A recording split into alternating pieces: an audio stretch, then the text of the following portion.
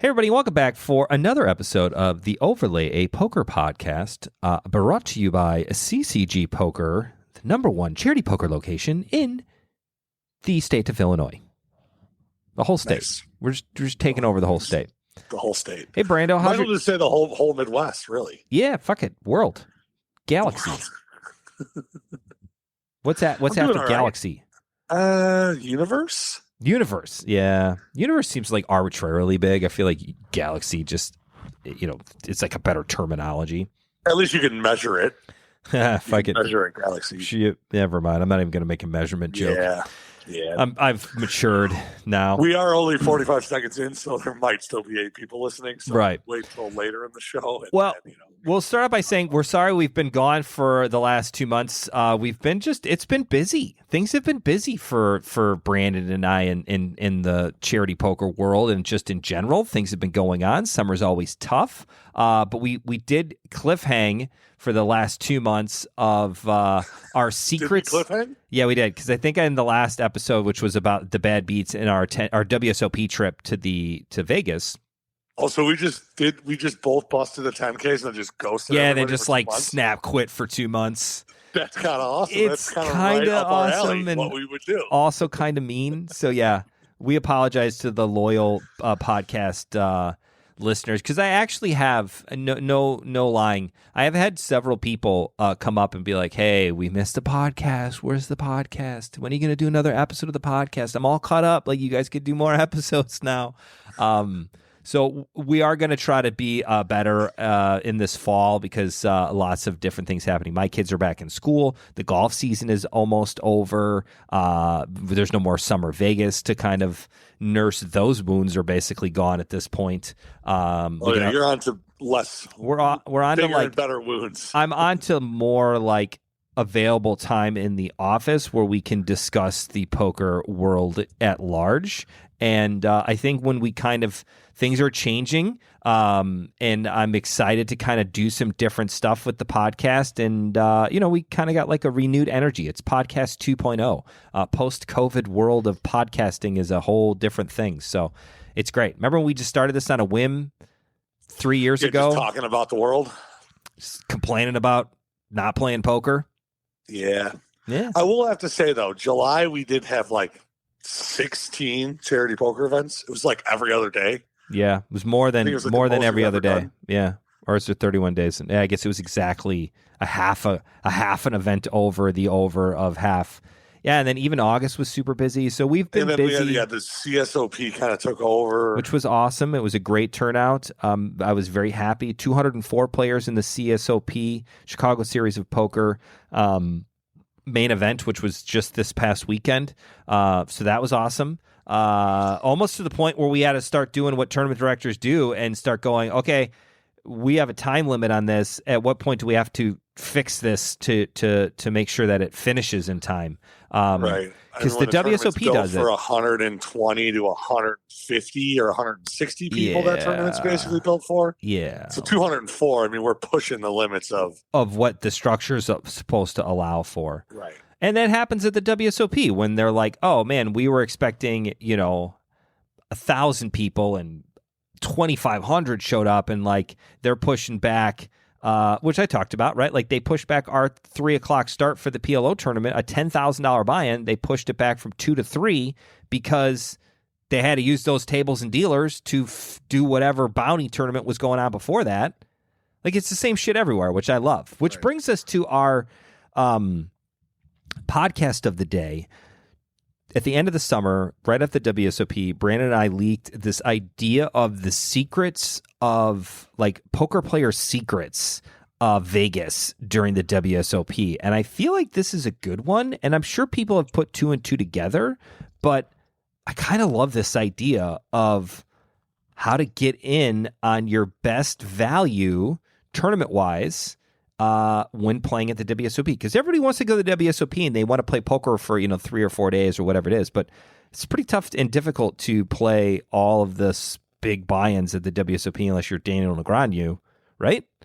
You got to do some budget events too, right? And not only budget events, I think like for anybody, if you're going to the WSOP to like chase glory and win bracelets, then this episode kind of ain't for you.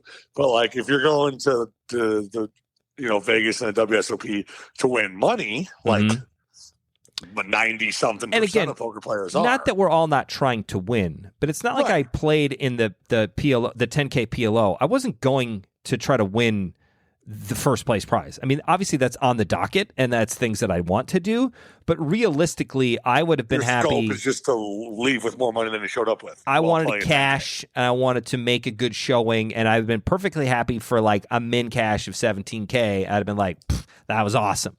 Like and again, maybe that's a bad mindset. Let us know what you guys think about that. But like, if you're the player that's going to play and be like, all right, I got $5,000 to go to Vegas with, and that cut includes everything and anything I'm going to play in, right?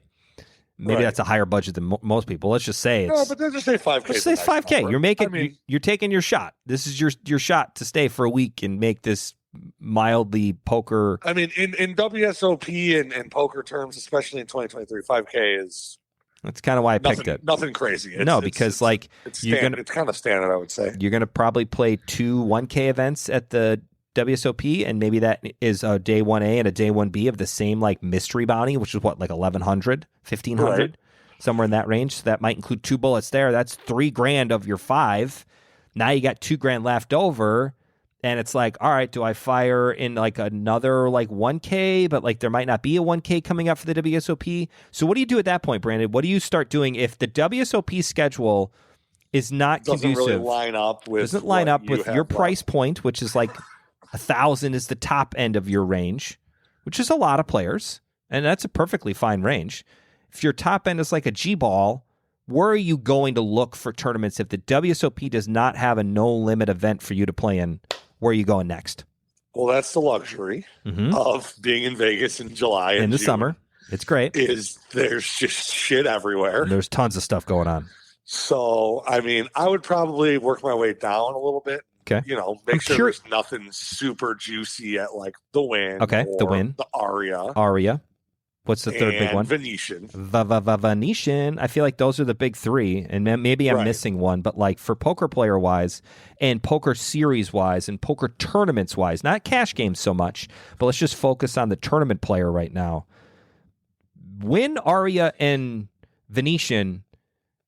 Any time of year you're going to Vegas, check those 3 schedules first. See what they've got going on for tournaments, Deep Stack Series, MSPT goes out there at the whatever the case is, check their regular tournament schedules for all of them and see what they are, because those are going to be your biggest fields, the biggest prize pools, and typically, a higher price point, kind of in that like $500 to $1,100 range. Those 3 rooms are kind of going to be similar to the WSOP price point. Right.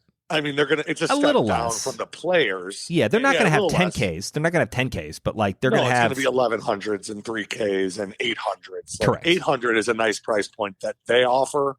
Like I've seen 800s at Win, 800s at Aria, 800s at Venetian. There really isn't many 800s in the WSOP unless it's like an 888 special event, and then there's a gazillion people. There's one of them. Right. 100%. I like that. So I feel like that's like the second tier. During the summer of the WSOP, it starts. WSOP is obviously the featured show here. That's the movie star of everything, and then the B list of actors, which is still a good list of actors, 100%, because you put them against anybody else but a superstar, right? These are A-list actors that are not superstars. Maybe let's go that way. Maybe my B list was too low of a grading. These are the A-listers that are like. Not your Donnie Wahlbergs. Donnie Wahlberg? That's not who I meant. Mark Wahlberg. I was thinking Mark Wahlberg. Donnie Wahlberg would be his brother, and probably less than. Okay. Probably what we're going to talk about next. I don't want to go on a Wahlberger scale here, but maybe this is a great way to talk. Maybe this is a really good example. Mark Wahlberg is the WSOP. I mean, the man's on like blockbuster shows. He's a huge name, right? Everybody knows who Mark Wahlberg is. If I saw Donnie Wahlberg, I might not know who he is, but I don't think he's even an Aria, Win, or Venetian. I'll stop derailing this whole situation. Okay, there you go. Good job. Glad we. I got off the crazy train.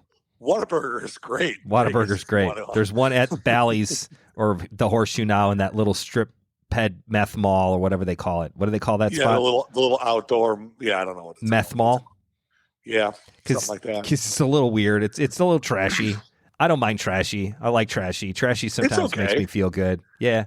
I don't think I'm going to get robbed there, so that's good. No, it's just a different crew. You're going to see bikers having a different good time. Yeah, there's bikers and a lot more cut off sleeveless t-shirts. 100%. Tons of and long beards. A lot of affliction. You're going to see at the Win. A lot of affliction there. Yep. You don't see a lot of affliction t-shirts in the Win. But that's okay. I like a rougher and tumble crowd. So, anyways, I think it's been 2 months. Did you really think I could keep the shit together for more than 10 minutes? Like, absolutely. No, I'm surprised we've gotten this far this fast. Yeah. Go ahead. We did kind of make it. You're in charge right now. Great, because I have a lot of things to say. No, you're not. So I do think that, you are still going to find high quality players. I still think, for the purpose of this episode, and you got 2K left, I think you're going to check those schedules, but unless something glaring pops out at you, I think you're going to move on to the next tier of poker rooms. Yes, which I think now would be considered our like secret rooms that like everybody overthinks and just they don't even entertain the idea of looking there. At these because they're not happy with them. Yeah. However, what are they? I think we should be looking at MGM, Planet Hollywood, Golden Nugget. Gem of the Golden Nugget. I love the Nugget. Keep going. And I'll throw. I'm not really sure South Point, but I'll definitely throw the Orleans. South Point. Oh, Orleans 100% because they have a lot of really good tournaments. And the South Point, I would say yes because it's off the strip. So obviously that's a deterrent. And I think it would be. I think South Point's a really good-looking casino from what I've seen. I've never been, to be honest, but I watch. No, it's good from the outside. I watch. What's his name? High Stakes Poker. Who's the Trooper? The Trooper does a ton of stuff at South Point. The Trooper, the vlogger, the OG, the original, Brad Owen, the OG. Yeah, the less like he was around in 2009. He is like the South Point's a perfect spot for him because like if the South Point was on the strip, it would be ranked way higher on people's list, and like it would be one of the big three. It would be now the big four. But like because South Point's kind of off the beaten chart, and the Trooper's kind of off the beaten chart of vloggers professionally. Although I find him to be one of my favorites. But I think this is good. And it's not only the idea that the price points are better if you go to this kind of like third tier poker rooms, your Orleans, your Golden Nuggets, your MGMs, your Planet Hollywoods, the ones that you don't think of originally when you're going, oh, what this is. And you're just like, oh, well, Planet Hollywood's got a $60 tournament at 10 o'clock that's got, $15K in chips, 20-minute levels, and it's a 4K guarantee. You're going, well, hang on a second. I got $2,000 in 5 days to make up. Those are the things that I want to plan. Now, maybe that's a little bit smaller buy-in, but like, hey, like save a little bit of money. Like we don't need to go crazy. And it's budget-wise, it's very conducive to like a normal person who's going out that's kind of already busted their load a little bit busted their budget on the big shots of the WSOP and maybe one Venetian or Win or Aria tournament. Now we can kind of play these smaller buy-ins that still are great structures, have a ton of equity in them, right? Yeah, and I also think you're just all of a sudden now you're going kind of like value shopping, and you kind of get it's almost like you go to the Golden Nugget and their quote unquote series main event is $800 or $350, $400 or $535, right? And they're going to give you 60,000 chips with 30-minute levels, and you're going to have zero of the top pros in the world in them because they're all playing 10Ks at the WSOP. And I think so. It's kind of this combination of now all of a sudden your $500 is going a lot farther in terms of chips in play, and then you get into a quote unquote easier field. 100%, and I think that's the secret that we've been kind of alluding to. And we're 15 minutes in, so we better get to the point. I think that's the secret for poker players is that, sure, everybody wants to go win a bracelet, but sometimes you got to give yourself a reality check, bite the bullet, and be like, all right, how can I best spend my 2K here? It probably isn't firing the Colossus. I ain't shoeless Joe Jackson here. Right. with $500 because you're going to get 10K in chips. You're going to get no play. You're going to have to rebuy 4 times. There's going to be 20,000 people in the tournament. Sure, you can turn your 500 into $1 million, but we ain't trying to do lotto ticket scratch offs here down to our last $2,000. Why punt it? Yeah, don't punt the last 2,000. How about we go to the Golden Nugget, play their 500 main all day, bag a big stack, don't play against any super pros, and all of a sudden you're coming back for day 2 and you're trying to win 40,000. And you actually, I feel like, I don't want to sound mean or like, this is the way I feel too. You feel like you actually have a freaking chance. 100%. In those tournaments. Like you feel like, oh, like, okay, I can do like I'm up to pace with these guys. Or I want to do an analogy. You know how I love analogies, and I was watching something this morning. Hopefully you got this thought out. I do. You start. This is a good analogy. I was watching Field of Dreams this morning. It popped up on my Netflix, and I was watching it while I was like making breakfast for the kids and hanging out. Field of Dreams. What was for breakfast, by the way? Pancakes and waffles. Shocking.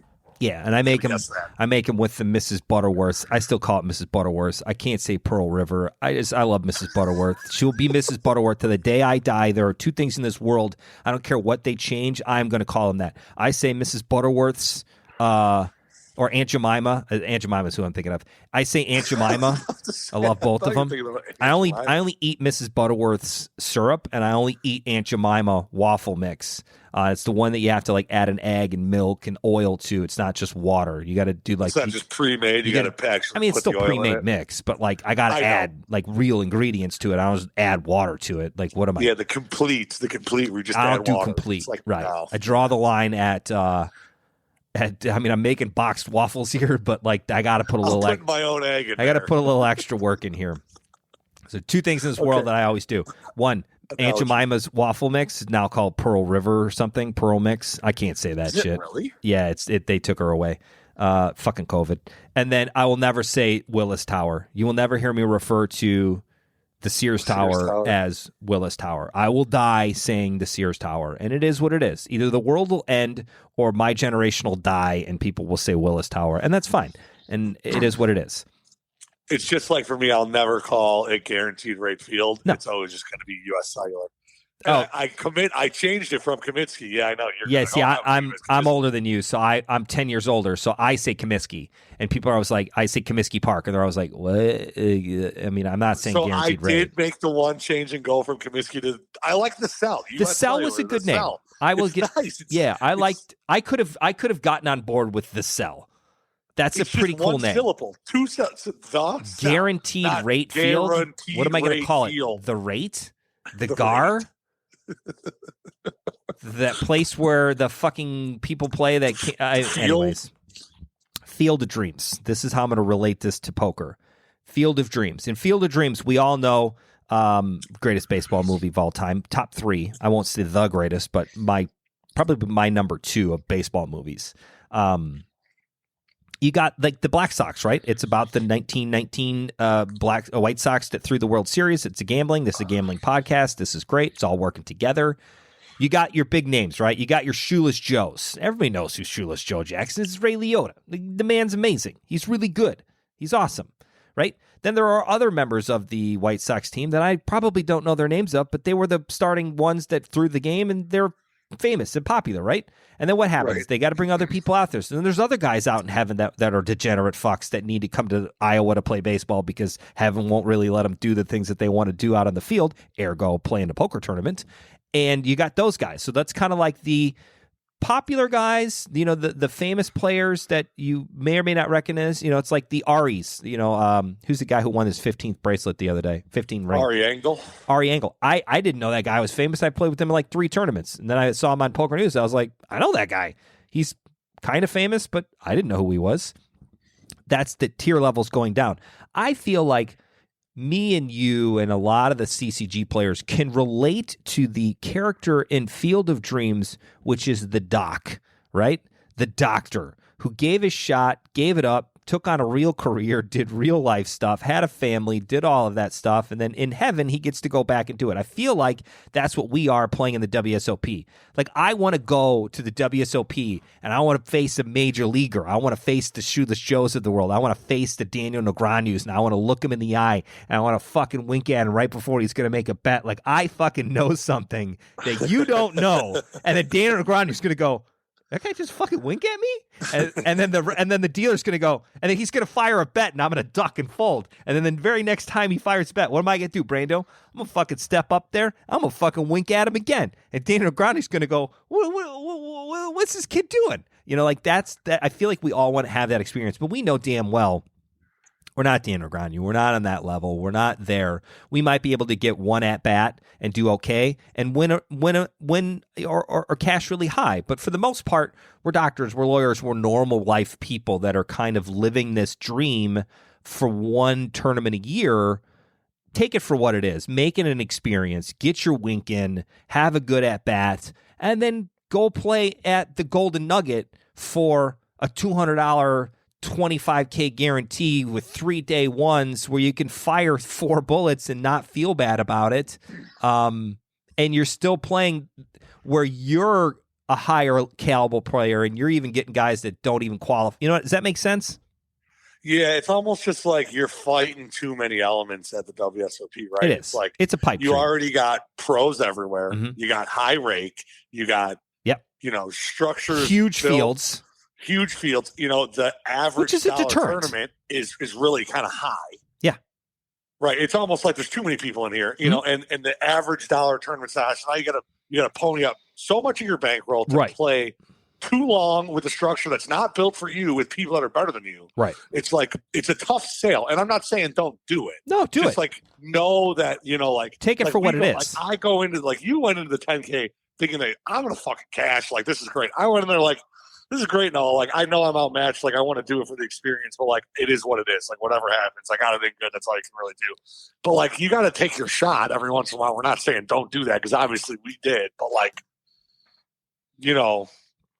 don't break yourself or brick 35 WSOP tournaments and then quit or right. It's like give yourself a chance. Like you feel like if you kind of change the goalpost a little bit, we're still playing the same game. Correct. But now we're playing with this structure in this poker room with these poker players. Right. We're playing in the farm leagues of poker, and right, that's the minors. I want to be in the minor leagues. As a minor league player, I'm pretty fucking good. I have a lot more confidence playing in the minor leagues at the Kane County Cougars here. All you want to do is play baseball. It's not like you want to win the World Series. Nope. You're happy playing baseball. I want to win the World Series. Sure. But I understand that's not probably going to happen. Right. So maybe win the minor league World Series. I'd like to get my wink in. I'd like to take my shot. 500. I want to take my shot and get my wink in. And then that's not. I apologize to anybody who hasn't seen Field of Dreams, but it's been out since like 91 or something. For the record, it's not in my top 3 baseball movies. Fuck, no way. Yep. Really? But that's fine. Yeah. Sandlot's number 1? Yeah, but that's just because it's my childhood. Yeah, but I got The Natural at number 2. Oh, Natural's number 1 for me. Field of Dreams is probably number 2, and Sandlot's number 3. What's your number 3? Oh, okay. Oh, yeah, I love Sandlot. I love The Sandlot. I think it's a great movie. I'm a sucker for The Rookie. Rookie to me is too cheesy. I think it's kind of stupid. Cheesy. It's a Disney movie. So. I'm far more believable that I think that a kid is going to have a dream where Babe Ruth comes to his room, and that's more believable to me than a kid who falls down and then plays for the Cubs and throws really, really hard, and Nick Nolte is like the heater. Or the jackass. That's that. I didn't mean the Rookie. That's not the Rookie, is it? That's Rookie of the Year. Oh yeah, that's Rookie of the Year. Rookie's with Dennis Quaid. Dennis. No, Dennis Quaid is the one from Christmas Vacation. Or maybe with the kid, and he's the high school teacher, and he ends up throwing 90. That's one of your favorite movies? Yeah, I like that one, and I also like Money. I like Moneyball just because I love Jonah Hill. I have recently watched Moneyball. I get the chills when the guy hits that home run for the 20th win. It's really good, yeah. It is really good. And I kind of feel like I'm kind of like a baseball nerd with an econ major that like my dream job would be to do what you want to be Jonah Hill. Yeah, I want to be Jonah Hill in that Makes movie. you feel better. In that storyline, I kind of appeal to the Brad Pitt character. Oh, sure. Do you? So, I mean, it's perfect. Moneyball's a great analogy. Like, maybe we should just change the name of the podcast to like poker balls, or no, that's probably bad. Money poker. Yeah, you know what I mean. But obviously, just so we know the clear definition of what's what. I'm Brad Pitt. You're Jonah Hill. Sure. Yeah, we can go with that. Awesome. So I'm the smart one, and you're just a dumb rich guy that needs my help. I just handsome. This sounds great. I'm a former bust out who's just managing the team here. That's it. Right. And you want to spend no money, and I yell at a lot of stuff, and it's a little unorthodox, and there's nothing wrong with that. I think that players, when they want to go to the WSOP, they feel like they got to be WSOP all the way. And if they don't do WSOP, they got to try to play in one of those big threes, your wins, your Venetians, and your Arias. But I think the secret to the summer is that you really got to scope out some of these other rooms. It's funny. In I Vegas. would almost say that you need to skip that middle three. That middle three does nothing for you. No. I would say like it's either go for the glory and try and win a bracelet against Daniel Negreanu, or slum it up with a bunch of cutoff T-shirts. Whatever your budget is, pick one big bullet to take your shot, to get your at bat, to try to get in something at the WSOP. Right. And sure, if you cash in that, and if you cash in that 5K for 45,000, oh fuck yeah, the whole the WSOPs, everything changes. You know what I mean? Like, yeah, obviously. But when your back's against the wall, or you got $2,000, and how are you gonna spend this the best way for yourself? Right. Like, it's no longer about the experience or the at bat or the thing. You know what I mean? Like, we need to kind of deviate to like, all right, how am I going to spin this up? And I mean, short of like sitting down at the blackjack table with all 2,000 on it, like, assuming that you're still staying poker related, I would say to just at least entertain yourself by checking out the schedules. 100%. I think you'll be pleasantly surprised. Yeah. Because they have to give you more chips. They have to make the guarantees higher. They have to make the break lower, because it's the only way they can compete in the summer. Well, since this is predominantly a CCG poker player podcast, it's the CCG of Vegas. We have to give you more chips at a lower buy-in, because that's how we can get players to come out, right? Like, yep. I can't give you a $1 million guarantee. And also, we have not mentioned the $40 million guarantee at the WPT, or WPT and Win, right? Yes, yeah. Which is fucking crazy. We'll talk about that next week. But we are going to get back on a weekly schedule here, or not weekly, but bi-weekly. 100%, you could take that to the bank. From now through the end of the year, we will give you at least another September, October, November, December, at least 8 more podcasts this year. 100%. Is this in my contract? Or I'll do a $1,000 free roll in Chicago. Wow, there you go. So I hope you listen to this, because I'm not going to mention this anywhere else. $1,000 podcast if Ken doesn't get out $1,000 free roll if Ken doesn't give out a at CCG Poker in December, if I cannot figure out how to get 8 podcasts out between now and the end of the year. It won't just be me farting on a snare drum for the last 6 episodes. Airheads, great movie. Anyways, I think you're right. I think you go win. I'm reading the win on my computer screen. You start WSOP, you pick 1 or 2 events that you want to play in, whatever your budget can afford. And if that means playing the Colossus for, less money, or the 888 or whatever, or the mini main, or whatever the one that you want to play, I fell in love with the mini mystery, or the mystery bounty tournament, which is like a $1,500 buy-in, but it was a cool structure, and I enjoyed it. You fell so in love with it that you fired 4 bullets. My budget when I go to Vegas is like around 5, and I spent $3K on that mystery tournament last year. Not 23, but 22. I fired 2 bullets in that, missed both of them, and then I backed up went to the win. And I played, and then I played a Venetian. No, I played that Venetian PLO tournament, because they had a PLO tournament. It was $1,100, and it was with us. So I played that, right? So that was like 66-70% of my budget. You know what I did after that? I started looking at Nuggets, Orleans. I'm like, I'm going to go play the 7-card stud tournament on Tuesday morning with a bunch of old guys. Right. And $220 buy-in, 10K guarantee. I had a fucking blast. Like, you have fun. I'm drinking espresso with 3 Greek guys, a guy in a Hawaiian shirt. This guy's got 4 pairs of fucking glasses on. This guy can't see anything. Right. Like, the average age of this tournament is like 64, 70. They're talking about, World War II. Right. how it was in Pearl Harbor. I remember where I was in Pearl Harbor. Sir, I remember Pearl Harbor too. It was in 2005 when I went to Hawaii with my future wife, and it was great. I thought it was a moving experience. Oh, you were there. Okay, well, you know how that goes. To be fair, it is kind of moving. Oh, so it's wild. It is. I love how you can just look down and see the ships. It's kind of crazy. Yeah, I don't know what the right terminology is when you can say things. Did you know there's a guy who changes the flag underwater like every 2 years? No. Like at the USS Arizona, it's like still there. And they have to change it every 2 years because like obviously it gets all seaweedy and stuff. Yeah. Anyways, that's our secrets for Vegas. When you go out there, this is your plan for the WSOP for next year.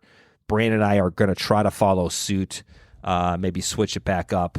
I don't know if I'll play the 10K again.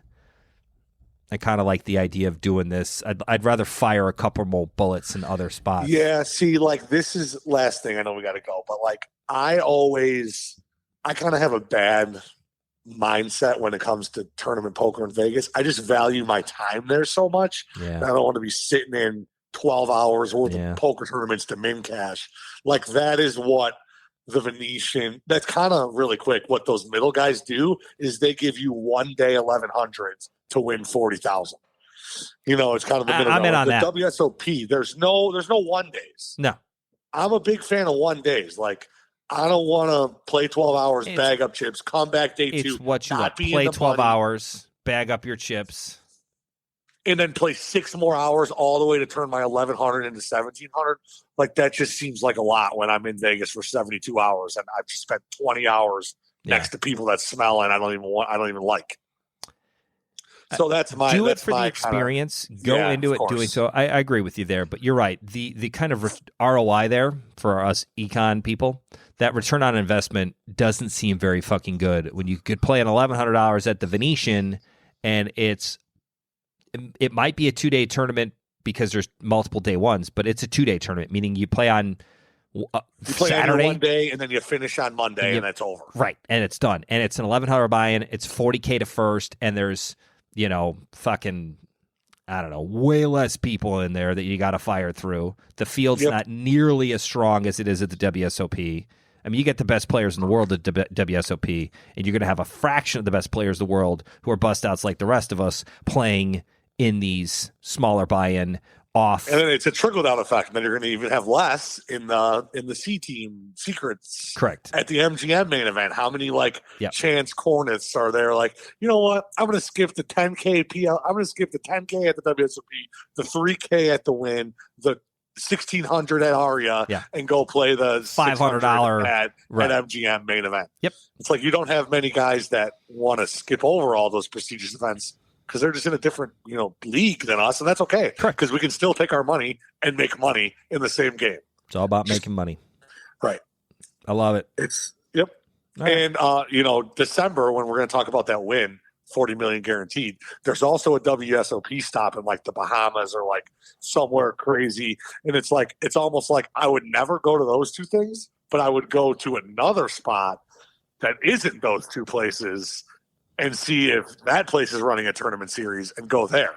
Because the best 5,000 poker players in the world ain't going to be at the WSOP or the WPT. They're going to be at the WSOP or the WPT. So find a third series running somewhere out there where you have to make all the pros have to decide WSOP or WPT, and you're like, all right, I choose neither of those. I'm going to this place. I'm going to flip the script and go down here. Right. Yep. That's great. That's it.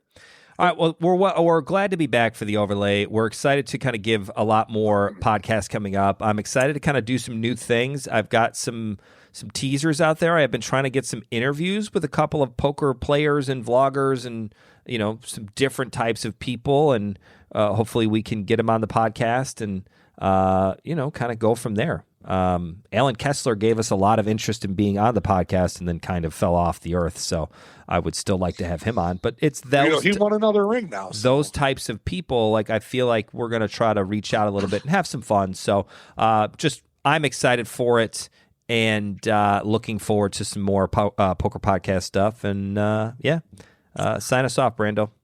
All right. Farewell, everybody. See you next time. See you next time. Bye.